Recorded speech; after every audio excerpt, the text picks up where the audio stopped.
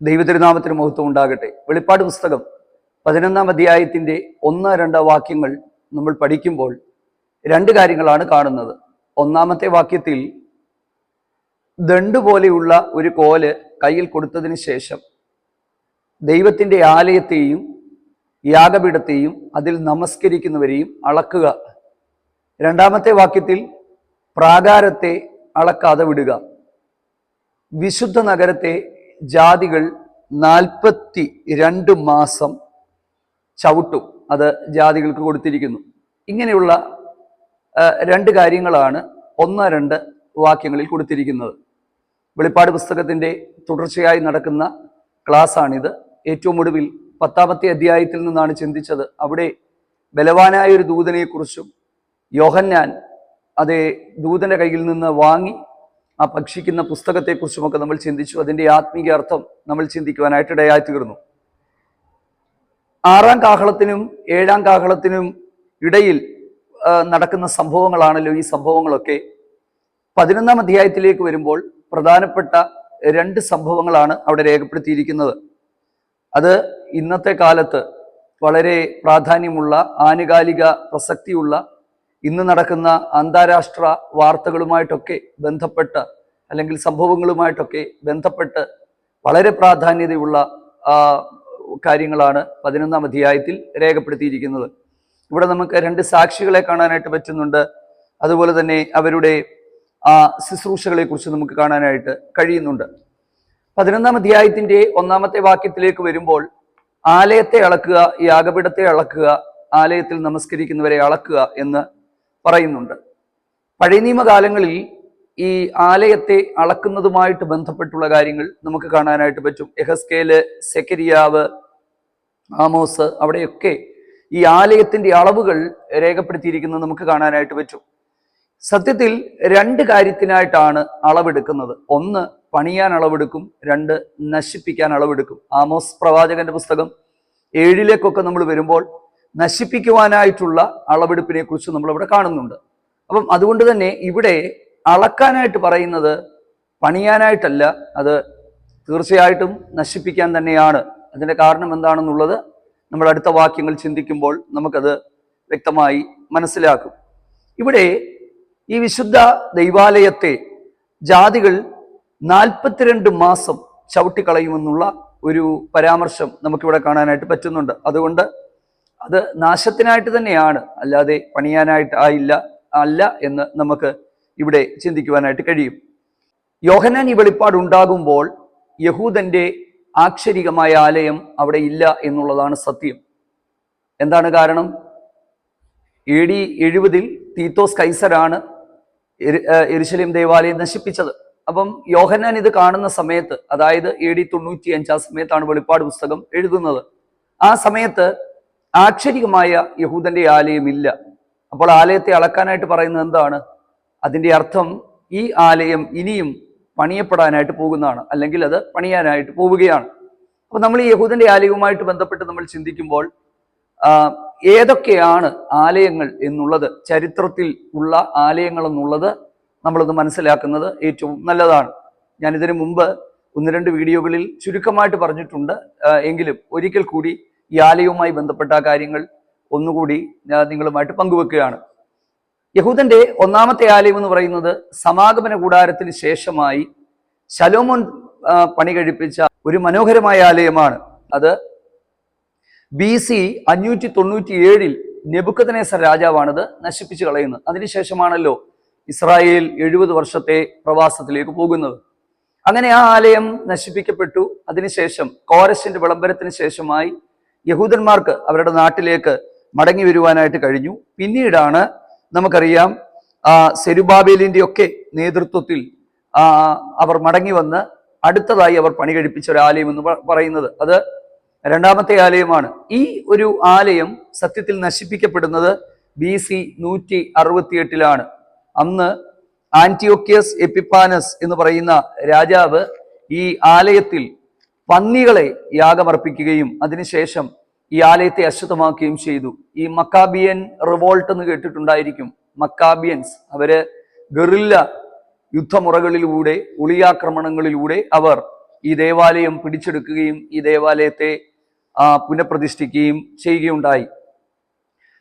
അടുത്തത് നമ്മൾ ഈ യഹൂദന്മാരുടെ ആലയത്തിന്റെ അടുത്ത പണി നമ്മൾ കാണുന്നത് വലിയ ഹേരോദാവ് 46 വർഷങ്ങൾ കൊണ്ട് പണിതുയർത്തിയ ആലയമാണ്. അതായത് ഈ ആലയത്തെ തന്നെ വലിയ ഹേരോദാവ് ഏകദേശം 46 വർഷങ്ങൾ എടുത്ത് അതിമനോഹരമായി പണിത് പൂർത്തിയാക്കി. യേശുക്രിസ്തുവിന്റെ ശുശ്രൂഷ കാലഘട്ടങ്ങളിലും ഈ ആലയത്തിന്റെ പണി നടന്നുകൊണ്ടിരിക്കുന്നതായിട്ട് നമുക്ക് കാണാനായിട്ട് പറ്റും. ഈ ആലയത്തെ നോക്കിയിട്ടാണ് കർത്താവ് പറഞ്ഞത് കല്ലിന്മേൽ കല്ല് ശേഷിക്കാതെ വരും എന്ന് പറഞ്ഞ് ആ ആലയത്തെ നോക്കി യേശു കർത്താവ് വിലപിച്ചത് നമുക്ക് കാണാനായിട്ട് പറ്റും. പക്ഷെ ഈ ആലയവും AD 70 റോമൻ ചക്രവർത്തിയായ ടൈറ്റസ് സീസർ അല്ലെങ്കിൽ തീത്തോസ് കൈസർ എന്ന് പറയുന്ന വ്യക്തി അതിനെ ഉപരോധിക്കുകയും ഈ ആലയത്തെ തീയിട്ട് നശിപ്പിക്കുകയും ചെയ്തു എന്ന് ചരിത്രം വെളിപ്പെടുത്തുകയാണ്. അപ്പം ഈ യോഹന്നാൻ ഈ വെളിപ്പാട് പുസ്തകത്തിൽ ആലയത്തെ അളക്കുവാനായിട്ടുള്ള കൽപ്പന കിട്ടുമ്പോൾ ആക്ഷരികമായ ആലയമില്ല, അവിടെ ഇല്ല. അപ്പോൾ ഇത് ഭാവിയിൽ സംഭവിക്കാൻ പോകുന്ന കാര്യമാണ്. അതിൻ്റെ അർത്ഥം ഇനിയും ഒരു ദൈവാലയം പണിയപ്പെടും. എതിർ ക്രിസ്തുവിന്റെ സഹായത്തോടെ ഒത്താശയോടെ യഹൂദൻ പണിയുവാനായിട്ട് പോകുന്ന ഒരു ആലയം ഉണ്ട്. ആ ആലയത്തിന്റെ പണിക്ക് വേണ്ടുന്ന ക്രമീകരണങ്ങൾ ഇപ്പോൾ നടന്നുകൊണ്ടിരിക്കുകയാണ്. ഇത് കാണുകയും കേൾക്കുകയും ഒക്കെ ചെയ്യുമ്പോൾ നമ്മുടെ കർത്താവിന്റെ വരവ് ഏറ്റവും വാതുക്കലാണെന്ന് മാത്രമല്ല, ഇത് കേൾക്കുമ്പോൾ കാണുമ്പോൾ നാം അതിനായി ഒരുക്കപ്പെടുകയും ചെയ്യേണ്ടത് ഏറ്റവും അത്യാവശ്യമാണ്. അങ്ങനെയെങ്കിൽ ഇപ്പോൾ എവിടെയാണ് ദൈവാലയം എന്ന് പറയുന്നത്? ഞാൻ ഈ ദൈവവചനം പ്രസംഗിക്കുന്ന സമയത്ത്, നമ്മളായിരിക്കുന്ന സമയത്ത് ഭൂമിയിൽ ആക്ഷരികമായ ഒരു സ്ഥലത്തും ദൈവാലയമില്ല. പിന്നെ എവിടെയാണ് ദൈവത്തിന്റെ ആലയം? നമ്മൾ ഓരോരുത്തരുമാണ് ദൈവത്തിന്റെ ആലയം. നിങ്ങൾ ദൈവത്തിന്റെ മന്ദിരമെന്നും ദൈവത്തിന്റെ ആത്മാവ് നിങ്ങളിൽ വസിക്കുന്നുവെന്നും അറിയുന്നില്ലയോ? ദൈവത്തിന്റെ മന്ദിരം നശിപ്പിക്കുന്നവരെ ദൈവം നശിപ്പിക്കും. അപ്പം അതിന്റെ അർത്ഥം എന്ന് പറയുന്നത്, ദൈവാലയം എന്ന് പറയുന്നത് ഇപ്പോൾ നാം ഓരോരുത്തരുമാണ്. ഇപ്പോൾ ആക്ഷരികമായി ഒരാലയം ഇല്ല. അപ്പൊ യോഹന്നാനോട് അളക്കാനായിട്ട് പറയുന്ന ഈ ആലയം ഏതാലയമാണ്? ഈ ആലയം യഹൂദൻ പണിയാനായിട്ട് പോകുന്ന ആലയമാണ്. അത് ഇതുവരെയും പണിതിട്ടില്ല. നമ്മൾ ഈ രാജ്യാന്തര വാർത്തകളിലേക്കും പ്രത്യേകിച്ച് മിഡിൽ ഈസ്റ്റിലുള്ള പ്രശ്നങ്ങളിലേക്കും ഒക്കെ നമ്മൾ ശ്രദ്ധിക്കുമ്പോൾ യഹൂദൻ പല സമയങ്ങളിലും അവന്റെ ആലയം പണിയാനായിട്ട് ശ്രമിച്ചിട്ടുണ്ട്. പക്ഷേ അതിന് പ്രായോഗികമായ ഒരുപാട് തടസ്സങ്ങളുണ്ട് എന്നുള്ള കാര്യം നമുക്കറിയാം. 1967 അവരുടെ ദേവാലയം നിന്നിരുന്ന ആ ഒരു പഴയ യെരുശലേമിനെ അവർ പിടിച്ചെടുത്തെങ്കിലും അവർക്ക് ദേവാലയം പണിയുവാൻ കഴിയാതെ ആ സ്ഥാനത്ത് ഒരു മുഹമ്മദീയ പള്ളി, ഡോം ഓഫ് റോക്ക്, അവിടെ നിലനിൽക്കുകയാണ്. അത് ഉള്ളത് കൊണ്ട് അവിടെ ആലയം പണിയുവാനായിട്ട് കഴിയത്തില്ല. ആലയത്തിന് വേണ്ടുന്ന എല്ലാ ക്രമീകരണങ്ങളും ചെയ്തിട്ടുണ്ട്. പല സമയത്തും പണിയാനായിട്ടുള്ള പരിശ്രമങ്ങൾ നടത്തിയിട്ടുണ്ട്. പക്ഷെങ്കിൽ അമേരിക്ക അടക്കമുള്ള രാജ്യങ്ങൾ വലിയ രാജ്യാന്തര സംഘർഷത്തിലേക്ക് ഈ പ്രശ്നങ്ങൾ പോകുമെന്ന് മനസ്സിലാക്കിക്കൊണ്ട് യഹൂദനെ ആ ഒരു ഉദ്യമത്തിൽ നിന്ന് പിന്തിരിപ്പിക്കാൻ എല്ലായ്പ്പോഴും ശ്രമിച്ചിട്ടുണ്ട്. എന്നാൽ അവനത് പണിയും എന്നുള്ള കാര്യം തന്നെയാണ് വേദപുസ്തകത്തിന്റെ അകത്ത് എഴുതിയിട്ടുള്ളത്. കാരണം അവനത് പണിതെങ്കിൽ മാത്രമേ ആ 7 വർഷത്തിന്റെ ആ ഒരു മഹോപദ്രവത്തിന്റെ മധ്യത്തിൽ വെച്ച് ഈ നിരന്തര യാഗങ്ങൾ, ഹോമയാഗങ്ങൾ അവസാനിപ്പിച്ചതിന് ശേഷം എതിർ ക്രിസ്തുവിന് അവിടേക്ക് പ്രവേശിച്ച് അവിടെ അശുദ്ധമാക്കുവാനായിട്ട് കഴിയുകയുള്ളൂ. അങ്ങനെയാണ് 42 മാസം ജാതികൾ ദേവാലയത്തെ ചവിട്ടിക്കളയുന്നത്. ഇതാണ് വെളിപ്പാട് പുസ്തകം 11-ാം അധ്യായത്തിന്റെ 1-2 വാക്യങ്ങളിൽ രേഖപ്പെടുത്തിയിരിക്കുന്നത്. അടുത്ത ആലയം എന്ന് പറയുന്നത് സഹസ്രാബ്ദ ആലയമാണ്. ഈ സഹസ്രാബ്ദ ആലയം ത്തെക്കുറിച്ച് രേഖപ്പെടുത്തിയിരിക്കുന്നത് പ്രവാചകനായ യെഹസ്കേലിന്റെ പുസ്തകം 40-ാം അധ്യായം മുതൽ 48-ാം അധ്യായം വരെയുള്ള സ്ഥലങ്ങളിലാണ്. അവിടെ നമുക്കത് കാണാനായിട്ട് പറ്റും. ഇത് നമ്മുടെ കർത്താവായ യേശു ക്രിസ്തു തന്നെ പണിത് ആമേൻ 1000 ആണ്ട് വാഴ്ചയിൽ യെരുശലേം കേന്ദ്രമാക്കിയുള്ള തന്റെ ഭരണത്തിൽ ആ സഹസ്രാബ്ദ വാഴ്ചയുടെ കാലത്തിലുള്ള ആലയമാണ്. അവിടെ സിംഹാസനത്തിൽ ഇരുന്നു കൊണ്ട് നമ്മുടെ കർത്താവ് വാഴും എന്ന് നമുക്ക് മനസ്സിലാക്കാനായിട്ട് പറ്റും. അപ്പം ശരിക്കും നമ്മൾക്ക് ഈ ഒരു ആലയത്തെ അളക്കുന്നതുമായിട്ട് ബന്ധപ്പെട്ട ഉള്ള കാര്യത്തിലേക്ക് നമുക്കൊന്ന് പോകുന്നത് നല്ലതാണ്. ഈ സഹസ്രാബ്ദ ആലയവുമായിട്ട് ബന്ധപ്പെട്ട് ഒരു ചെറിയ കണക്ക് നിങ്ങളുമായിട്ട് പങ്കുവെക്കണമെന്ന് ഞാൻ ആഗ്രഹിക്കുകയാണ്. സഹസ്രാബ്ദ ആലയത്തിന്റെ സ്ഥാപനവുമായിട്ട് ബന്ധപ്പെട്ട് നമ്മൾ പഠിക്കേണ്ടുന്ന ഒരു ഭാഗമാണ് ദാനിയേൽ പ്രവാചകന്റെ പുസ്തകം 8-ാം അധ്യായത്തിന്റെ 1 മുതൽ 14 വരെയുള്ള വാക്യങ്ങൾ. ആ ഭാഗം നമ്മൾ വായിക്കുമ്പോൾ ഒരു വിശുദ്ധൻ മറ്റൊരാളോട് ചോദിക്കുന്ന ഒരു കാര്യമാണ്, നിരന്തര ഹോമയാഗങ്ങളെ നിർത്തലാക്കിയ ഈ ഒരു മ്ലേച്ഛത ഇത് എത്ര കാലത്തോളം തുടരുമ്പോൾ അവിടെ പറയുന്നുണ്ട് 2300 സന്ധ്യയും ഉഷസ്സും തികയോളം തന്നെ. അത് കഴിയുമ്പോൾ വിശുദ്ധ മന്ദിരം യഥാസ്ഥാനപ്പെടും. എന്താണ് ഈ 2300 ദിവസത്തിന്റെ പ്രത്യേകത? അപ്പം അത് നമ്മളൊന്ന് മനസ്സിലാക്കേണ്ടത് ഏറ്റവും അത്യാവശ്യമാണ്. 42 മാസങ്ങളാണ് ജാതികൾ വിശുദ്ധ നഗരത്തെ ചവിട്ടുന്നത്, അല്ലെങ്കിൽ വിശുദ്ധ സ്ഥലത്തെ ചവിട്ടുന്നത്. അതായത് മഹോപദ്രവത്തിന്റെ പാതിയിൽ 3.5 വർഷം കഴിയുമ്പോൾ എതിർ ക്രിസ്തു തൻ്റെ ആ മ്ലേച്ഛകരമായ പ്രവർത്തികൾ ചെയ്യുകയും ആരാധന നിർത്തുകയും ചെയ്തതിന് ശേഷമുള്ള 3.5 വർഷം. ആ 3.5 വർഷത്തെ, അതായത് 42 മാസത്തെ നമ്മൾ കണക്ക് കൂട്ടുമ്പോൾ നമുക്ക് കിട്ടുന്നത് 1260 ദിവസങ്ങളാണ്. അപ്പം ഈ ഒരു 1260 ദിവസങ്ങൾ നമുക്ക് വെളിപ്പാട് പുസ്തകത്തിൽ നിന്ന് കിട്ടുന്നുണ്ട്.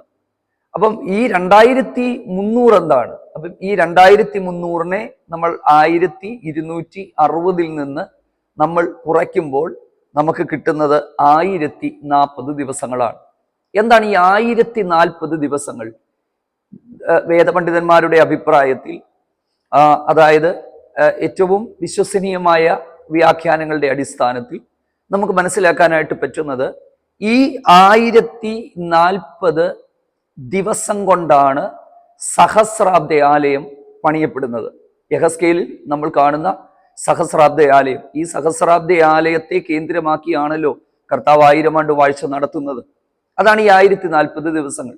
അപ്പം ഈ 1040 ദിവസങ്ങൾ എന്ന് പറയുന്നത് മഹോപദ്രവത്തിന്റെ ഒടുവിൽ കർത്താവ് തൻ്റെ വിശുദ്ധന്മാരുമായി സ്വർഗത്തിൽ നിന്ന് ഇറങ്ങി വരികയും ഹർമഗദോൻ യുദ്ധത്തിൽ ഈ എതിർ ക്രിസ്തുവിനെയും അവനോട് കൂടെയുള്ള ഭൂമിയിലെ രാജാക്കന്മാരെയും നിഗ്രഹിച്ചതിന് ശേഷം, അല്ലെങ്കിൽ അവരെ കീഴ്പ്പെടുത്തിയതിനു ശേഷം, തന്നെ ന്യായം വിധിച്ചതിന് ശേഷം യഹോശാബാത്ത് താഴ്വരയിൽ വെച്ചാണ് ആ ന്യായവിധി ഉണ്ടാകുന്നത്. ആ താഴ്വരയിൽ സകല രാഷ്ട്രങ്ങളെയും കൂട്ടിവരുത്തും. അത് പ്രവാചകനായ യോവേലിന്റെ പുസ്തകത്തിലും മറ്റു ഭാഗങ്ങളിലുമൊക്കെ രേഖപ്പെടുത്തിയിട്ടുണ്ട്. പോകട്ടെ, അതല്ലല്ലോ നമ്മുടെ വിഷയം. അപ്പൊ ശരിക്കും പറഞ്ഞാൽ ഈ ഒരു കാര്യങ്ങൾ നടക്കുന്ന സമയം തന്നെയാണ് നമ്മൾ ഈ പറഞ്ഞ 1040 ദിവസങ്ങൾ എന്ന് പറയുന്നത്.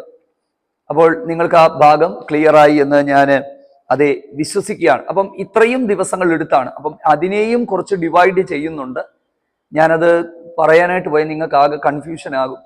ഡയറക്റ്റ് ആയിട്ടുള്ള ഒരു ബൈബിൾ ക്ലാസ് ആയിരുന്നെങ്കിൽ എനിക്കത് കുറച്ചുകൂടെ വ്യക്തമായിട്ട് നിങ്ങളിലേക്ക് എത്തിക്കാനായിട്ട് പറ്റുമായിരുന്നു. അതിനെക്കുറിച്ച് അറിയാനായിട്ട് നിങ്ങൾക്ക് താല്പര്യമുണ്ടെങ്കിൽ മറ്റെന്തെങ്കിലും വീഡിയോയിൽ നമുക്കത് പറയാം.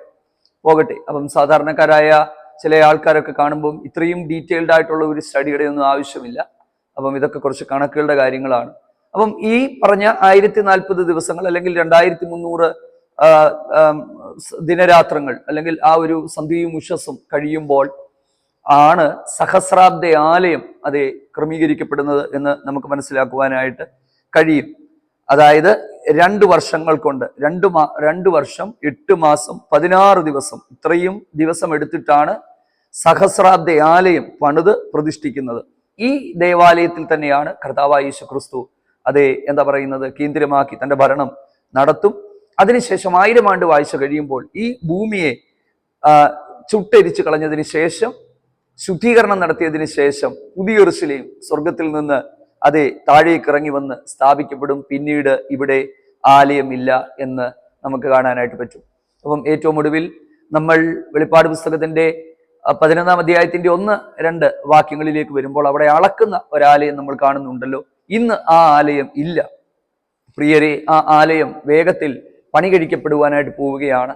അത് ഇവിടെ ഇല്ലാത്തതിന്റെ, പണിയാനായിട്ട് പറ്റാത്തതിന്റെ ഒരു കാരണമെന്ന് പറയുന്നത് വേദ പണ്ഡിതന്മാരുടെ അഭിപ്രായത്തിൽ ഒരേ സമയം ഭൂമിയിൽ ദൈവത്തിന്റെ ഒരാലയം മാത്രമേ കാണാനായിട്ട് പാടുള്ളൂ എന്നുള്ള ഒരു വ്യവസ്ഥ ഉണ്ട് എന്നുള്ളൊരു വ്യാഖ്യാനമാണ്. അതായത് ഒരു സമയത്ത് ഒരാലയമേ ഉണ്ടാകാൻ പാടുള്ളൂ, ഒന്നിലധികം ആലയം ഉണ്ടാകാൻ പാടില്ല. ഇപ്പോഴത്തെ ആലയം എന്ന് പറയുന്നത് നമ്മൾ ഓരോരുത്തരുമാണ്. അവന്റെ വിശുദ്ധന്മാർ രക്ഷിക്കപ്പെട്ട് വിശ്വാസ സ്നാനത്തിലൂടെ മാനസാന്തരപ്പെട്ട് പരിശുദ്ധാത്മാഭിഷേകം പ്രാപിച്ച് ദൈവകൃപയിൽ വിശുദ്ധിയിലും വേർപാടിലും ആരാധിക്കുന്ന അവന്റെ മക്കൾ, അതാണ് അവിടുത്തെ സഭ എന്ന് പറയുന്നത്. അപ്പോൾ അത് നാം ഓരോരുത്തരുമാണ്. അപ്പം അങ്ങനെ നാം ദൈവത്തിന്റെ ആലയമായി, അല്ലെങ്കിൽ ദൈവത്തിന്റെ ആലയം ഇപ്പോൾ ഈ ഭൂമിയിൽ ഉള്ളത് കൊണ്ട് മറ്റൊരാലയം സ്ഥാപിക്കപ്പെടില്ല. അത് സ്ഥാപിക്കപ്പെടണമെങ്കിൽ ഈ ആലയം ഇവിടുന്ന് മാറ്റപ്പെടണം. അതായത് കർത്താവ് വന്ന് തൻ്റെ മക്കളെ എടുത്തുകൊണ്ട് പോയി കഴിയുമ്പോൾ ആ ആലയം ഇവിടെ സ്ഥാപിക്കപ്പെടും. അതുകൊണ്ട് പ്രിയപ്പെട്ടവരെ, ഈ കാര്യങ്ങളൊക്കെ നമ്മൾ കാണുമ്പോൾ നമുക്ക് അതിവേഗം കർത്താവിന്റെ വരവിന് വേണ്ടി നമ്മളെ തന്നെ ഒരുക്കാം. വിശുദ്ധിയിലും ദൈവകൃപയിലും നമുക്ക് മുൻപോട്ട് പോകാം. ദൈവം നമ്മെ സഹായിക്കട്ടെ.